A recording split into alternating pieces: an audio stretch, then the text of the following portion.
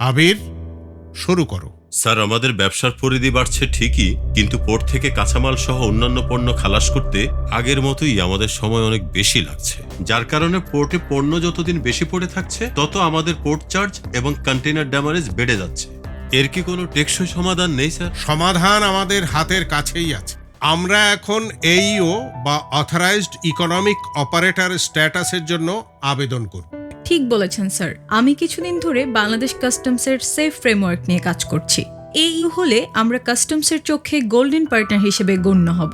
এই golden partner হলে আমাদের পণ্য খালাসে কি লাভ হবে? সবচেয়ে বড় লাভটি হলো গ্রিনল্যান্ড সুবিধা। আগে যেখানে পণ্য খালাস করতে 7-8 দিন সময় লাগতো, এইও হলে সেখানে সময় লাগবে মাত্র কয়েক ঘন্টা। কিন্তু এতে কি আমাদের খরচ কমবে? খরচ কমবে। এছাড়াও আরো কিছু সুবিধা আছে আবির ভাই। সেগুলো কি? যেমন ধরুন, পোর্টে যদি কোনো কারণে আমাদের পণ্য পরীক্ষারও প্রয়োজন পড়ে, তাহলে এইও সনদধারী হিসেবে আমরা অগ্রাধিকার পাব। কাস্টমস কায়িক পরীক্ষা বা ফিজিক্যাল এক্সামিনেশন করবে না। এমনকি ব্যাংক গ্যারান্টির ক্ষেত্রেও বিশেষ ছাড় পাওয়ার সুযোগ রয়েছে।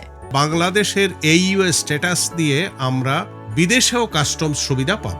তবে বলতেই হয়, এই ইউ হচ্ছে বাণিজ্যের ভিআইপি পাস। একদম তাই।